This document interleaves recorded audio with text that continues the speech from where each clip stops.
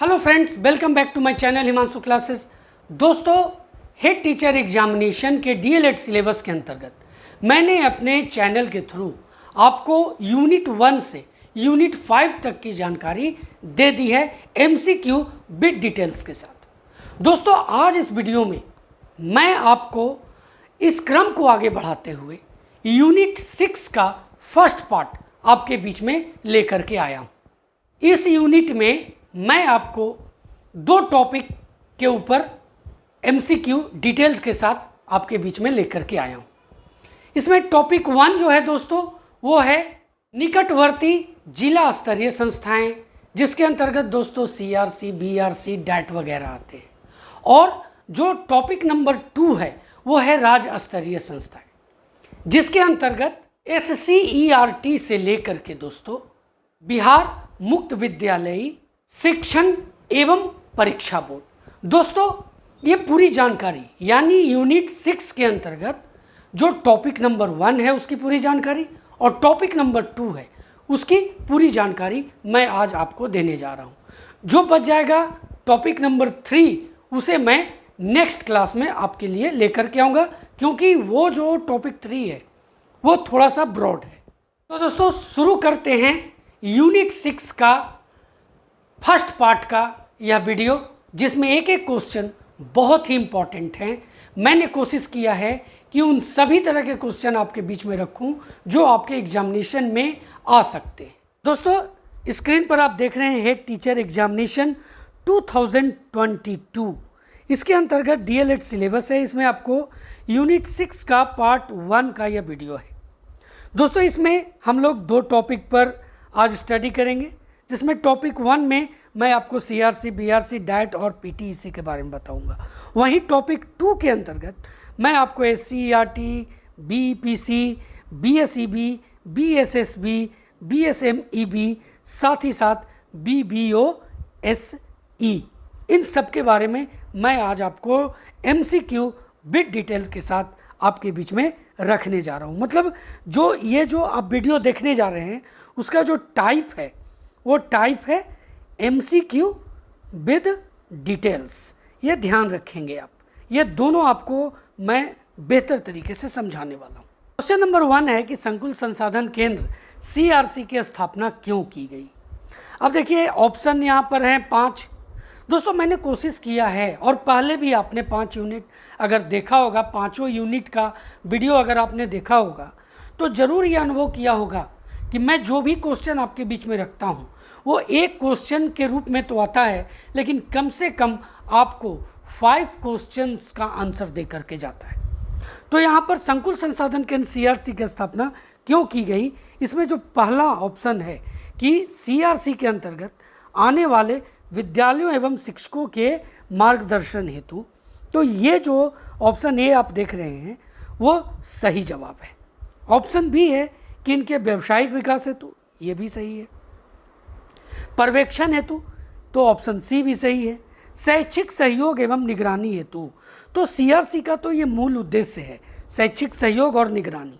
तो ये चारों ऑप्शन जो आप देख रहे हैं ए से डी तक ये सही है। तो सही ऑप्शन जो है इसका, इस क्वेश्चन का, वो है ई यानी 1 से अधिक। चलिए, क्वेश्चन नंबर 2 क्या है ये देख लेते हैं। 2 है दोस्तों कि सीआरसी की गतिविधियों का संचालन कौन करता है। यहाँ पर देखिए, ए है शामिल विद्यालयों के प्रधानाध्यापक। जो सीआरसी के अंतर्गत जो विद्यालय आते हैं उन सभी विद्यालयों के प्रधानाध्यापकों के द्वारा क्या सीआरसी के संचालन होता है, तो ऑप्शन ए जो है वो गलत है। पंचायत सचिव, ये भी गलत है। शिक्षकों का एक दल, ये भी गलत है।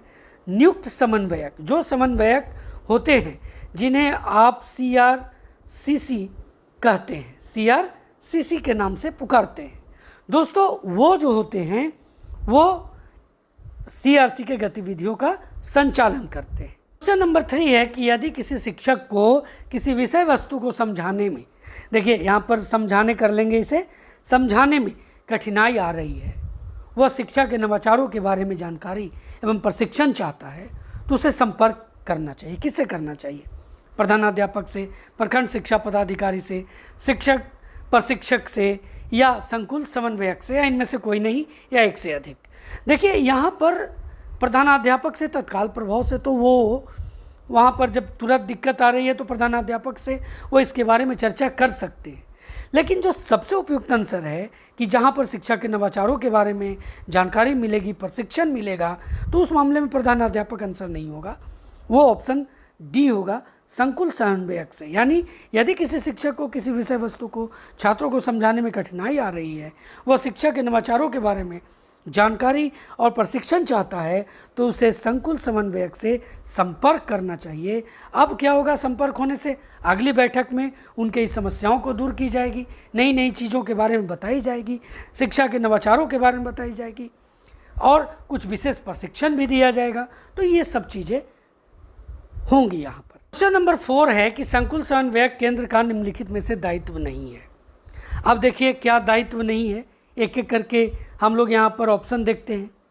तो ऑप्शन ए जो है कि अध्यापकों एवं मुख्याध्यापकों को प्रशिक्षण आवश्यकताओं का पता लगाना, प्रशिक्षण कार्यक्रमों का आयोजन कर शैक्षिक स्तर को उन्नत करना। तो दोस्तों ये संकुल संसाधन केंद्र जो है उसका ऑप्शन नंबर ए जो आप देख रहे हैं, ये जो है दायित्व के अंतर्गत आता है। अब चलिए ऑप्शन नंबर बी की ओर बढ़ते हैं। बी क्या है? बी है कि ऊपर के स्तरों जैसे राज्य, जिला, खंड से प्राप्त सूचनाओं, ये खंड कहने का मतलब प्रखंड, जो प्रखंड संसाधन केंद्र है वहाँ के बारे में मैं बात कर रहा हूँ, से प्राप्त सूचनाओं, दिशा निर्देशों, शिक्षक सामग्री जैसे पाठ्य पुस्तकों एवं अन्य पूरक पुस्तकें आदि विद्यालय तक पहुँचाना।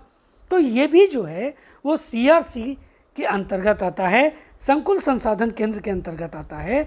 तो ऑप्शन बी भी दायित्व के अंतर्गत आता है। तो ए भी दायित्व के अंतर्गत आता है, बी भी दायित्व के अंतर्गत आता है। क्वेश्चन पूछ रहा है कि कौन दायित्व के अंतर्गत नहीं आता है। अब देखिए सी है क्या, विद्यालय एवं शिक्षकों की समस्याओं को ऊपरी स्तर तक पहुंचाना। तो ये भी CRC का दायित्व के अंतर्गत आता है। अब ऑप्शन डी की ओर बढ़ते हैं। डी है कि शिक्षकों को कर्तव्य विमुख होने पर बर्खास्त करना। ये जो है ये CRC के दायित्व के अंतर्गत नहीं आता, ये CRC का काम नहीं है। ऑप्शन नंबर डी, तो इसका सही जवाब ऑप्शन नंबर डी होगा। क्वेश्चन नंबर 5 है दोस्तों कि संसाधन केंद्र विद्यालयों में शिक्षा की गुणवत्ता में सुधार में मदद करती है। अब यहाँ पर देखिए कि ध्यान दीजिए, फिर से मैं क्वेश्चन पढ़ रहा हूँ। संकुल संसाधन केंद्र विद्यालयों में शिक्षा के गुणवत्ता के सुधार में मदद करती है। तो अब यहाँ पर ऑप्शन वाइज देखेंगे। देखिए जो फर्स्ट ऑप्शन है वो कहता है कि अध्यापकों एवं विद्यालयों की छात्रों की उपलब्धि परीक्षण पत्र बनाने में मदद करना।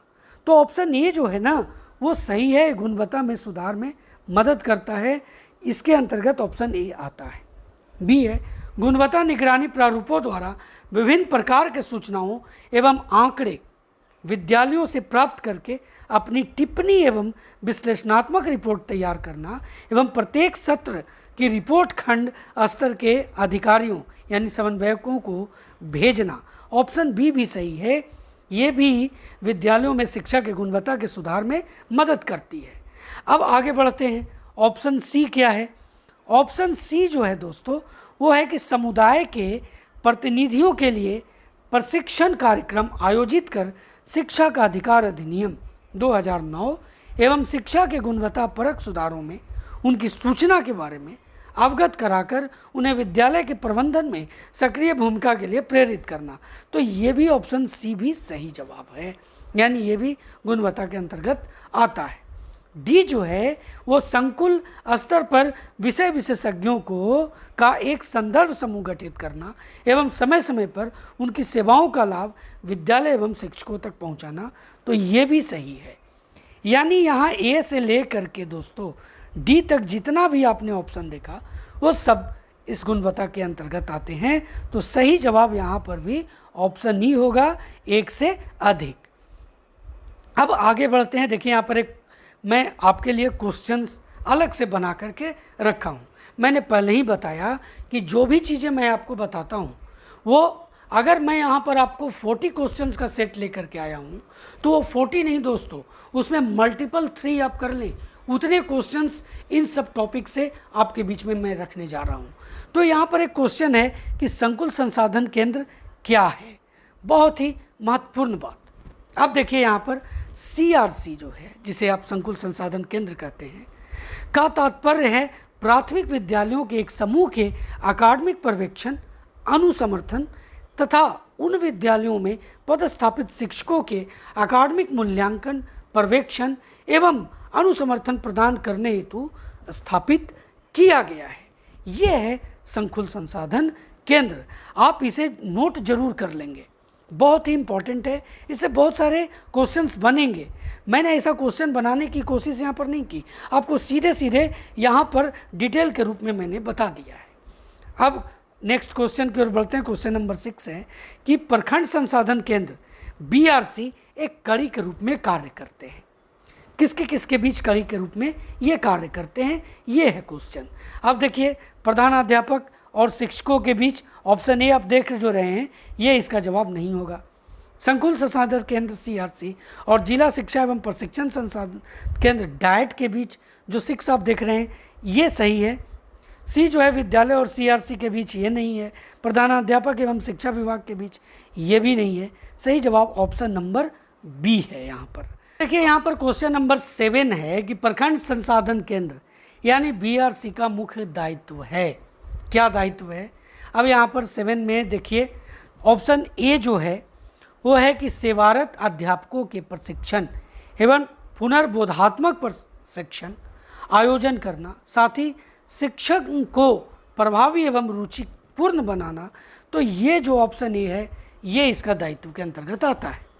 बी है कि विद्यालयों में अनुभव की जाने वाली कठिनाइयों को दूर करने का प्रयास करना, ये भी सही है। सी है शैक्षिक कार्यक्रमों के अतिरिक्त शिक्षेतर जो कार्यक्रम है उनकी व्यवस्था करना, तो ये भी सही है। ऑप्शन डी जो है यहाँ पर, वो जो दायित्व के अंतर्गत BRC का, वो है कि विद्यालयों अंतर्विद्यालयी ब्लॉक स्तर पर क्रीड़ा, वाद विवाद, क्विज आदि प्रतियोगिता का आयोजन करना। तो ये भी सही जवाब है, यानी A, B, C और D ये चारों सही जवाब है। ऑप्शन नंबर ई जो है ये सही जवाब होगा, क्योंकि यहाँ पर A से D तक सभी सही हैं, उपयुक्त में से एक से अधिक। नेट है कि एक प्रखंड संसाधन समन्वयक के नाते प्रखंड के सभी CRC की गतिविधियों का पर्यवेक्षण एवं निगरानी करनी होती है। इनके इन कार्यों में शामिल नहीं है, यानी यहाँ पर जो ऑप्शन है उसमें जो इनके कार्य जो हैं, एक प्रखंड समन्वयक के नाते प्रखंड के जो सभी CRC की गतिविधियाँ हैं का पर्यवेक्षण और निगरानी जो करनी होती है, उनके कार्य में जो शामिल नहीं है, उसका आपको आंसर देना है। तो यहाँ पर जो ऑप्शन ए जो आप देख रहे हैं कि प्रखंड स्तर पर संकुल समन्वयकों की मासिक बैठकों, गोष्ठियों की योजना बनाना, उनका आयोजन करना, पूर्व में दिए गए दिशा निर्देशों का अनुपालन का जायजा लेना और भविष्य के लिए आवश्यक सुझाव और दिशा निर्देशों को जारी करना, तो ये दोस्तों इसके कार्य के अंतर्गत आता है। इसलिए ये यहाँ पर इसके कार्य में आता है, इसके कार्य में शामिल नहीं है, इसमें ये जवाब नहीं होगा। अब बी की ओर बढ़ते हैं। बी क्या है? देखिए, CRC के समन्वयकों की समस्याओं को सुलझाने का प्रयास करना और यदि आवश्यक हो तो जिला स्तर के अधिकारियों से इसमें मदद लेना, इसके भी ये जो ऑप्शन बी जो है ये भी इसके कार्य के अंतर्गत आता है, तो ये भी इसका जवाब नहीं होगा। सी जो है यहाँ पर कि गुणवत्ता निगरानी उपकरणों यानी क्वालिटी, यहाँ पर क्वालिटी हो जाएगा, क्वालिटी मॉनिटरिंग टूल्स के द्वारा संकुल स्तरों से प्राप्त रिपोर्टों का विश्लेषण करना तथा निर्धारण प्रारूप में अपनी रिपोर्ट जिला स्तर के पदाधिकारियों तक पहुंचाना, ये भी इसके कार्य में आते हैं। इसलिए सी भी इसका जवाब नहीं होगा। डी है कि संकुल के प्रधानाध्यापकों के कर्तव्य से विमुख होने पर उन्हें निलंबित करना, ये BRC का कार्य, ऑप्शन डी जो आप देख रहे हैं ये नहीं है। तो इसलिए इसका जो सही जवाब है वो ऑप्शन नंबर डी है। अब आगे देखते हैं। क्वेश्चन के रूप में मैंने आपके बीच में एक बार फिर से एक क्वेश्चन लेकर के उपस्थित हूँ। ये है कि प्रखंड संसाधन केंद्र क्या है। अभी मैंने आपको ऊपर में एक क्वेश्चन के रूप में बताया था कि संकुल संसाधन केंद्र क्या है, अब मैं आपको बता रहा हूँ कि प्रखंड संसाधन केंद्र क्या है। तो देखिए, प्रखंड संसाधन केंद्र का तात्पर्य क्या होता है? तो जिला के प्रत्येक जो प्रखंड होती है उसमें जो स्थापित एक ऐसी संस्था होती है, एक ऐसा संस्थान जिसकी स्थापना प्रखंड के प्रारंभिक विद्यालयों के शिक्षकों को आवश्यक शैक्षिक सहयोग प्रदान करने के लिए किया जाता है। तो ये है दोस्तों प्रखंड संसाधन केंद्र का मतलब, अर्थ क्या है, ये आपको जानकारी हो गई होगी, इसे आप जरूर नोट कर लेंगे। नंबर 9 है कि निम्नलिखित में से किस संस्थान को जिला स्तर पर प्राथमिक और बुनियादी विद्यालयों के सेवारत शिक्षकों की शिक्षा की जिम्मेदारी सौंपी गई है। अब यहाँ पर जो आप जितने भी ऑप्शन आप देख रहे हैं, मैं आपको सीधे इसका आंसर बताता हूँ। ऑप्शन नंबर सी इसका सही जवाब है डैट्स।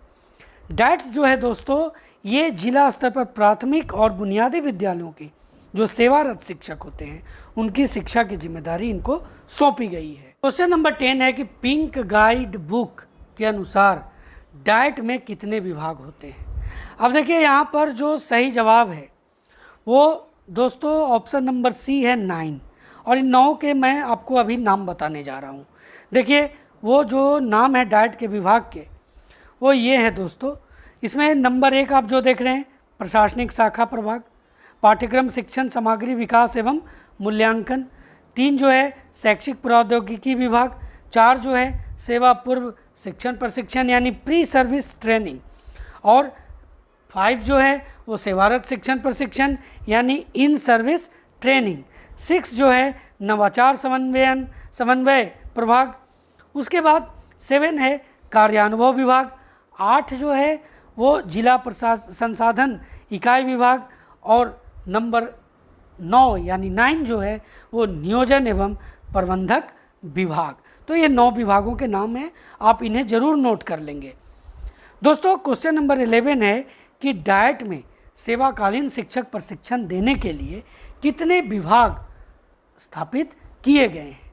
तो 11 का जो सही जवाब है वो ऑप्शन नंबर सी है 6।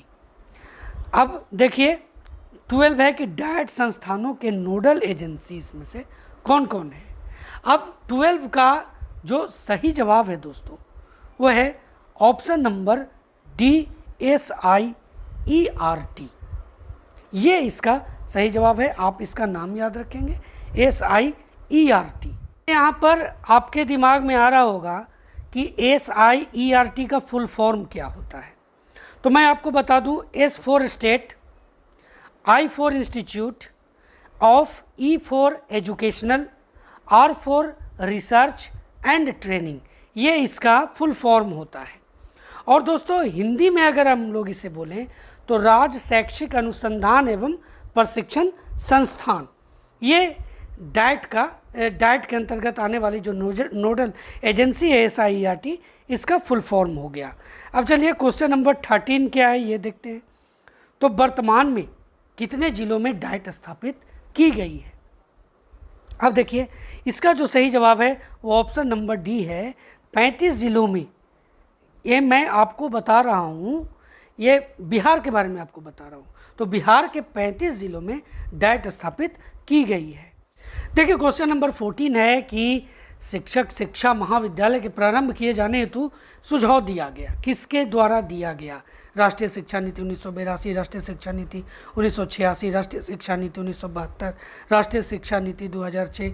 तो दोस्तों इसमें तो बहुत इजी है इसे समझना, क्योंकि राष्ट्रीय शिक्षा नीति 1986 में आई, तो सही जवाब ऑप्शन नंबर बी होगा। नंबर 15 है कि मानव संसाधन विकास मंत्रालय भारत सरकार द्वारा किस संस्थान को शिक्षा क्षेत्र में लाइट हाउस कहा गया है।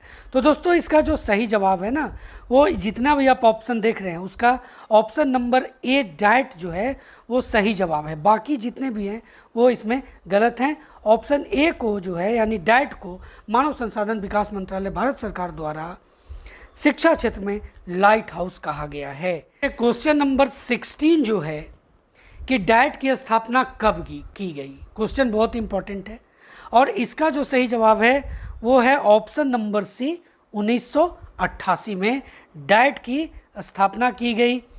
दोस्तों राष्ट्रीय शिक्षा नीति जो आई थी 1986 में, उसके तहत इसका स्थापना किया गया। तो यहाँ पर सही जवाब जो है स्थापना किया गया था और इसका जो सही जवाब है ऑप्शन नंबर सी है।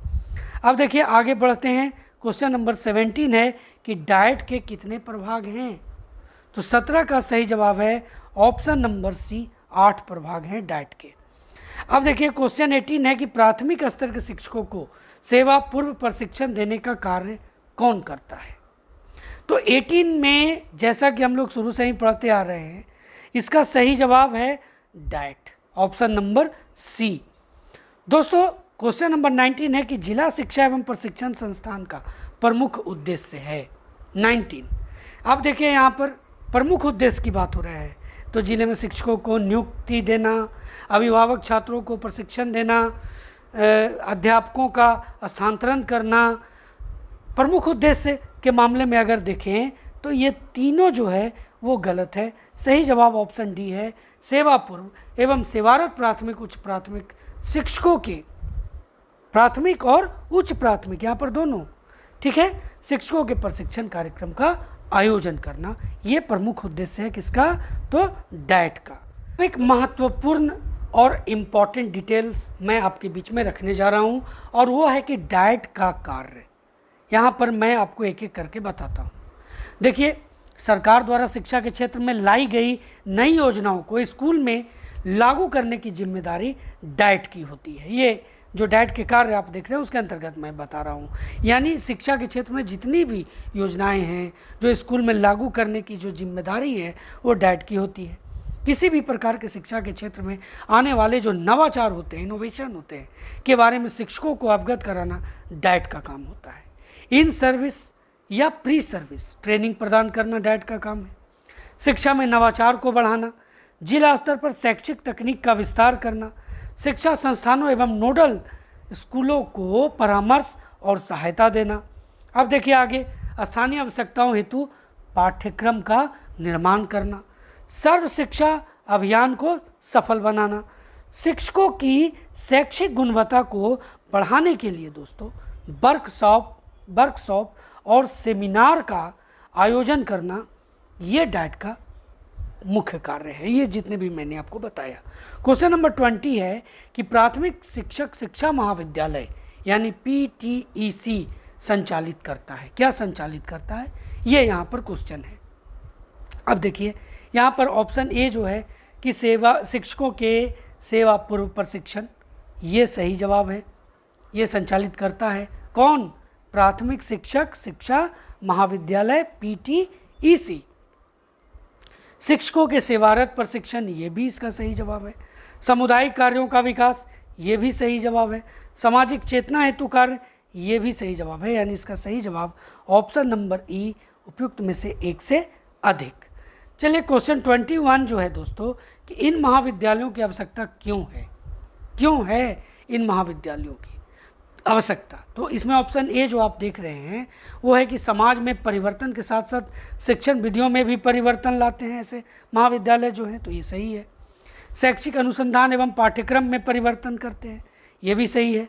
शिक्षण अधिगम सामग्री में परिवर्तन एवं शैक्षिक उद्देश्यों में परिवर्तन, ये भी सही है। शिक्षा में तकनीकी का प्रयोग, ये भी सही है। यानी ऑप्शन ए से डी तक सही जवाब है। तो सही इसका जो जवाब होगा ऑप्शन नंबर ई, एक से अधिक। अब देखिए SCERT का फुल फॉर्म पहले मैं आपको बता दूं। तो यहाँ पर जो क्वेश्चन है कि SCERT का फुल फॉर्म क्या होता है, तो दोस्तों कंफ्यूज नहीं होना है, सीधे सीधे मैं आपको इसका आंसर बताता हूँ और वो है option number A, state council of educational research and training. बिल्कुल याद रखेंगे, एग्जामिनेशन में आपको इसी तरह से जैसा कि मैंने यहाँ पर ऑप्शन बी सी डी रखा है आपके बीच में, वो आपको कन्फ्यूजन क्रिएट कर सकते हैं, इसलिए इसको आपको पूरी तरह से याद करना है। State council of educational research and training. दोस्तों ये इसका सही जवाब होगा ऑप्शन नंबर ए।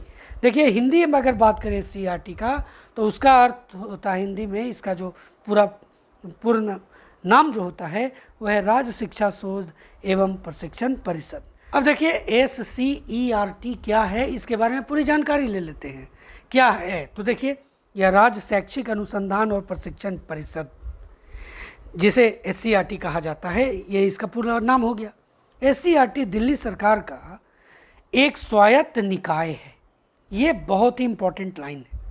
यह पूर्व प्राथमिक शिक्षक शिक्षा और प्रारंभिक शिक्षा के क्षेत्रों में पूर्व सेवा प्रशिक्षण कार्यक्रम में प्रवेश, पाठ्यक्रम निर्माण, पाठ्यक्रम संचालन, मार्गदर्शन, परीक्षा और प्रमाणन के लिए राष्ट्रीय शिक्षक शिक्षा परिषद यानी कि NCTE द्वारा मान्यता प्राप्त एक नोडल संगठन है। SCERT दिल्ली के 9 डाइट के प्रभावी कामकाज की देखरेख और आवश्यक मार्गदर्शन भी प्रदान करता है, जो अन्य गतिविधियों के साथ साथ प्रारंभिक शिक्षक शिक्षा में 2 साल का सेवा पूर्व डिप्लोमा पाठ्यक्रम भी आयोजित करता है। तो यहाँ पर क्वेश्चन जो 23 है दोस्तों कि SCERT की स्थापना कब हुई, तो 23 का जो सही जवाब है वो है ऑप्शन नंबर सी 1988। ये इसका सही जवाब है। देखिए 1988 में नई दिल्ली में हुई थी, ये भी आप जान लें कहाँ हुई थी, तो नई दिल्ली में हुई थी। SCERT का जो मुख्य कार्य है वो जानना बहुत ज़रूरी है। ऑप्शन ए जो है कि 4 वर्षीय अवधि वाले समेकित शिक्षा पाठ्यक्रमों की अभिकल्पना और उनका विकास 24 के अंतर्गत जो ऑप्शन ए देख रहे हैं। बी जो है शिक्षकों के लिए एक व्यावसायिक आचार संहिता का निर्माण, शिक्षक शिक्षा संस्थानों का प्रत्यानयन तथा उनकी निगरानी। डी जो है पाठ्यचर्या पाठ्य पुस्तकों का विकास तथा प्रशिक्षण अनुसंधान तथा नवाचार को बढ़ावा देना। अब यहाँ पर जितना भी आप ऑप्शन देखें उसमें जो सबसे उपयुक्त आंसर है वो है ऑप्शन नंबर डी, यानी जो मुख्य कार्य है वो है पाठ्यचर्या पाठ्य पुस्तकों का विकास तथा प्रशिक्षण संस्थान अनुसंधानों तथा नवाचार को बढ़ावा देना। सही जवाब ऑप्शन नंबर डी। इसके जो अन्य कार्य है वो मैं आपको बता देता हूँ कि विभिन्न प्रकार के पाठ्य सामग्री के विकास इसका अन्य कार्य के अंतर्गत आ गया। पाठ्य पुस्तकें, अनुपूरक सामग्री, शिक्षकों की हस्त पुस्तकें, नियमावली और मॉड्यूल आदि सामग्री भी ऑडियो और विजुअल मीडिया के लिए विकसित की गई है। ये जो है दोस्तों ये इसके अन्य कार्य के अंतर्गत आते हैं जो लगातार जो ये SCERT है वो करते रहता है। अब चलिए आगे बढ़ते हैं। क्वेश्चन नंबर 25 है कि SCERT का मिशन है। अब 25 का जो एक एक ऑप्शन करके ध्यान देखते हैं यहाँ पर कि स्कूली शिक्षा की गुणवत्ता में सुधार लाना। तो यहाँ देखिए ऑप्शन ए जो है SCERT का मिशन के रूप में वो सही है। व्यवहार में वृद्धि ये भी सही है। ज्ञान का अनुप्रयोग ये भी सही है। शिक्षकों के शिक्षण कौशल में वृद्धि करना ये भी सही है, यानी ऑप्शन नंबर ई सही जवाब है 1 से अधिक। अब देखिए SCERT की विशेषताएं क्या क्या हैं, यहाँ पर एक एक करके देखते हैं। तो यहाँ पर नंबर 1 जो आप देख रहे हैं कि यूनिसेफ NCERT की अकादमिक और विश्वविद्यालय जिला शिक्षा और शिक्षकों के गुणात्मक सुधार के लिए अन्य एजेंसियों के साथ मिलकर काम करने वाले अद्वितीय कार्यों को व्यवस्थित और क्रियान्वित करना, यह इसका SCERT का पहला विशेषता हो गया। अब दूसरा जो है वो है कि शैक्षिक विद्यालय और शिक्षण प्रशिक्षण संस्थानों के लिए निर्धारित पाठ्यक्रम और पाठ्यपुस्तक तैयार करना, यह भी SCERT का जो विशेषता है उसके अंतर्गत आया। तीसरा जो है कि ऐसी सामग्री का निर्माण करना जो शिक्षक प्रशिक्षकों के अनुदेशात्मक उपयोग के लिए हो। अब देखिए यह विशेषता कार्य के रूप में भी आप ले सकते हैं। विभिन्न प्रकार के शिक्षकों, अधिकारियों, निरीक्षकों और शिक्षकों के लिए इन सर्विस प्रशिक्षण तैयार करना और राज्य स्तर पर संचालित अन्य एजेंसियों के काम का समन्वय करना। शिक्षकों, शिक्षक और निरीक्षक अधिकारियों के व्यावसायिक विकास के लिए पाठ्यक्रम शामिल करने वाले पत्राचार सह कार्यक्रम को व्यवस्थित करना। नंबर 6 है कि शिक्षक प्रशिक्षण महाविद्यालयों, माध्यमिक शिक्षा विद्यालयों और प्राथमिक प्रशिक्षण विद्यालयों के संचालन का पर्यवेक्षण करना। राज्य के सभी ज्ञात मात्रा में शिक्षण प्रशिक्षण संस्थानों के लिए एक विस्तार सेवा का निर्माण करना। देखिए एक एक पॉइंट इंपॉर्टेंट है, आपको नोट इसे जरूर करना है। प्रशिक्षण के विभिन्न विषयों पर अध्ययन और अनुसंधान करना, सरकार द्वारा अनिवार्य गैर औपचारिक और वयस्क शिक्षा कार्यक्रम का मूल्यांकन करना, व्यक्तिगत परीक्षाओं को विशेष रूप से टर्मिनल चरणों में जैसे कक्षा 4 के अंत आदि को ध्यान में रखते हुए, उन उम्मीदवारों को ध्यान में रखते हुए जो ऐसी परीक्षाओं के माध्यम से छात्रवृत्ति चुन सकते हैं। तो इसका ध्यान रखना है। ये है दोस्तों मुख्य रूप से जो मैंने आपको बताया, ये क्या थे, SCERT की विशेषताएं थी।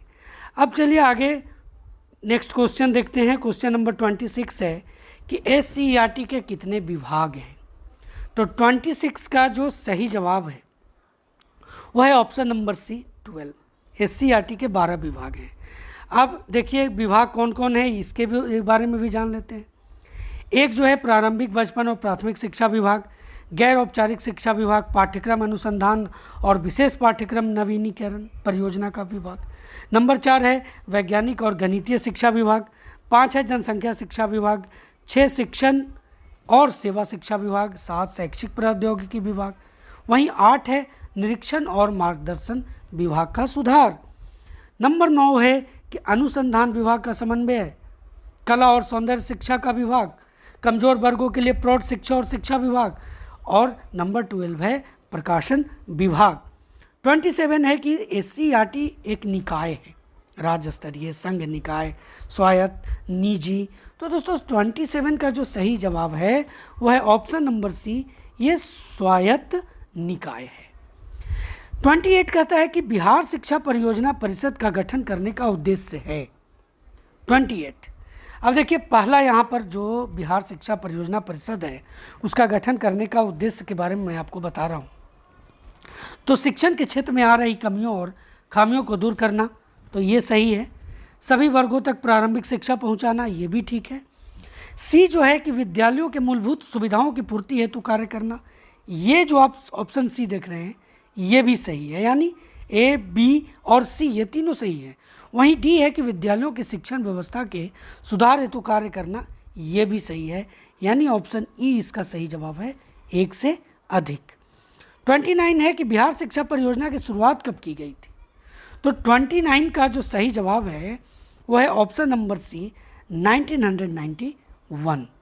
ये इसका सही जवाब होगा, बिहार शिक्षा परियोजना की शुरुआत। दोस्तों परियोजना के लिए निधि की व्यवस्था के स्रोत 2, 3, 4, 5 कितने स्रोत हैं। तो इसका सही जवाब है 3। परियोजना के लिए निधि की व्यवस्था के 3 स्रोत हैं। वो क्या हैं ये मैं आपको बताता हूँ। वो है देखिए यूनिसेफ भारत सरकार और बिहार सरकार। ये यूनिसेफ भारत सरकार बिहार सरकार मिल करके ये इसके स्रोत हैं क्या, तो इसके निधि के। अब देखिए कैसे कैसे अनुपात में है। तो यूनिसेफ भारत सरकार और बिहार सरकार का जो अंशदान है, यूनिसेफ का 3, भारत सरकार का 2 और बिहार सरकार का 1, जो भी होगा उसके अनुसार। अब देखिए बिहार विद्यालय परीक्षा समिति के बारे में जानते हैं। तो बिहार विद्यालय परीक्षा समिति BSEB इसे बोलते हैं। बिहार सरकार के अधीन एक स्वायत्त संस्था है। Full form Bihar school, English में अगर देखें तो Bihar school examination board. Bihar सरकार के एक अधीन एक स्वायत्त संस्था है जो बिहार के माध्यमिक और उच्चतर माध्यमिक कक्षाओं की परीक्षाएं संचालित करता है। तो ये चीज़ें आपको नोट कर लेना है। अब है कि BSEB की स्थापना कब हुई थी। तो 31 का जो सही जवाब है वो ऑप्शन नंबर सी है, 1952। देखिए परीक्षा जो होती है वो बिहार सरकार द्वारा निर्धारित पाठ्यक्रम के आधार पर आयोजित की जाती है। दोस्तों बिहार विद्यालय परीक्षा समिति का जो मुख्यालय है वो राज्य की राजधानी पटना में है। स्कूल परीक्षाओं के साथ यह विभागीय परीक्षाएं भी आयोजित करता है, जैसे कि शारीरिक शिक्षा में डिप्लोमा, शारीरिक शिक्षा में प्रमाण पत्र और बिहार राज्य के लिए शिक्षक पात्रता परीक्षा TET से मतुल्ला आवासीय प्रवेश परीक्षा, प्रारंभिक शिक्षा में डिप्लोमा के लिए परीक्षा, ये सब ये जो है ये आयोजित करती है। 32 है कि बिहार संस्कृत शिक्षा बोर्ड का मूल उद्देश्य क्या है। तो देखिए मूल उद्देश्य जो है वो है सभी के लिए शिक्षा, बाकी कोई भी यहाँ पर जो है वो सही ऑप्शन नहीं है, सभी के लिए शिक्षा। देखिए बिहार संस्कृत शिक्षा बोर्ड जो है उसकी स्थापना सीनियर सेकेंडरी स्कूल स्तर के अंत में एक परीक्षा आयोजित करने के उद्देश्य से की गई है। अब देखिए इसमें मध्यमा परीक्षा होता है, आमतौर पर हर साल बिहार संस्कृत शिक्षा बोर्ड राज्य सरकार द्वारा निर्धारित पाठ्यक्रम के आधार पर फरवरी मार्च के महीने में वार्षिक माध्यमिक परीक्षा का आयोजन करता है और अगस्त सितंबर में पूरक परीक्षा आयोजित करता है। देखिए क्वेश्चन 33 है कि बिहार संस्कृत शिक्षा बोर्ड की स्थापना कब हुई। तो 33 का जो आंसर है ऑप्शन नंबर सी है 1981, ये इसका सही जवाब है। आगे है माध्यमिक परीक्षा ली जाती है। तो दोस्तों माध्यमिक परीक्षा जैसा कि मैंने अभी आपको बताया option number D Bihar Sanskrit शिक्षा बोर्ड, यानी 34 का सही जवाब ऑप्शन नंबर डी होगा। अब आगे है कि बिहार राज्य मदरसा शिक्षा बोर्ड अधिनियम कब बना। 35 का जो सही जवाब है ऑप्शन नंबर सी है, इसका भी जवाब 1981 है। बिहार राज्य मदरसा शिक्षा बोर्ड अधिनियम 1981 में बना। वहीं है 36 है कि बिहार मदरसा शिक्षा बोर्ड की स्थापना कब हुई। तो 36 का जो ऑप्शन है दोस्तों वो है ऑप्शन नंबर डी 1920। ये जो है बिहार मदरसा शिक्षा बोर्ड की स्थापना हुई। बिहार राज्य मदरसा शिक्षा बोर्ड 1920 से चल रहा है, जिसे 1981 में एक अधिनियम के तहत औपचारिक रूप से बिहार राज्य मदरसा शिक्षा बोर्ड के रूप में राज्य द्वारा मान्यता दी गई है। क्वेश्चन नंबर 37 है कि मदरसा शिक्षा बोर्ड का उद्देश्य है। अब देखिए 37 में यहाँ पर देखते हैं इस्लाम की शिक्षा देना, धर्म की शिक्षा देना, जीविकोपार्जन हेतु शिक्षा, धार्मिक शिक्षा के साथ साथ आधुनिक शिक्षा प्रदान करना, इनमें से कोई नहीं है एक से अधिक। तो इसका सही जवाब है ऑप्शन नंबर डी, धार्मिक शिक्षा के साथ साथ आधुनिक शिक्षा प्रदान करना मदरसा शिक्षा बोर्ड का उद्देश्य है। सही जवाब ऑप्शन नंबर डी होगा। देखिए शिक्षा अधिकार कानून जो 2009 में आया दोस्तों, RTE जिसे आप कहते हैं, उसके तहत मदरसों के बच्चों को भी स्कूल के बच्चों की तरह पोशाक, साइकिल और मिड डे मील जैसी योजनाओं का लाभ दिया गया। देश भर में बिहार ही एकमात्र राज्य ऐसा है जहां तमाम तरह की सरकारी सहूलियतें मदरसों में तालीम हासिल कर रहे बच्चों को दी जाती है। तकनीकी स्तर पर भी बिहार राज्य मदरसा शिक्षा बोर्ड को कंप्यूटरीकृत डिजिटल किया गया है। इससे मदरसों में पंजीयन से लेकर के नामांकन और फिर अंक पत्र बच्चे ऑनलाइन डाउनलोड कर सकते हैं। दोस्तों उच्च शिक्षा के लिए मदरसों के बच्चे JNU, जामिया मिलिया इस्लामिया, दिल्ली विश्वविद्यालय, इग्नू, मदीना विश्वविद्यालय, जहां चाहे दाखिला ले सकते हैं। इन तमाम विश्वविद्यालयों ने मदरसा शिक्षा बोर्ड की डिग्री को मान्यता भी दी है। क्वेश्चन नंबर 38 है कि BBOSE का फुल फॉर्म है। अब देखिए यहाँ पर ऑप्शन नंबर सी जो है इसका सही जवाब है। B for Bihar, P for board, O for open, S for schooling और E फॉर एग्जामिनेशन, यानी Bihar board of open schooling and examination, ये BBOSE का फुल फॉर्म है। नंबर 39 है कि बिहार मुक्त विद्यालय शिक्षण एवं परीक्षा बोर्ड पटना को मान्यता कब मिली। तो दोस्तों इसका सही जवाब ऑप्शन नंबर डी है 2011 में। देखिए BBOSE दोस्तों 10वीं और 12वीं की पढ़ाई की सुविधा मुहैया कराती है। मुख्य रूप से गरीब बच्चों के पढ़ाई को ध्यान में रखते हुए ही ओपन स्कूल की स्थापना की गई है। नंबर 40 है कि BBOSE से पढ़ाई के लिए योग्यता क्या चाहिए।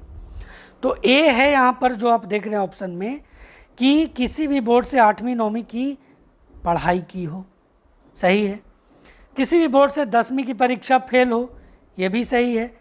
या जो किसी भी बोर्ड से 10वीं की परीक्षा पास की हो, 12वीं की परीक्षा दे सकता है। भारत का नागरिक होना तो अत्यंत आवश्यक है। यानी ए से डी तक सभी सही हैं, यानी जो सही जवाब है वो ऑप्शन नंबर ई है, उपयुक्त में से एक से अधिक। दोस्तों यह था यूनिट 6 का पार्ट 1 का वीडियो। दोस्तों इसमें मैंने जितने भी क्वेश्चंस आपको बताए हैं, इस सेट के अंतर्गत जितने भी क्वेश्चंस मैंने आपके बीच में रखे हैं दोस्तों, वो आपके एग्जामिनेशन के लिए मोस्ट इम्पॉर्टेंट है। आपके आने वाले एग्जामिनेशन के लिए ये बहुत ही हेल्पफुल साबित होने वाले हैं।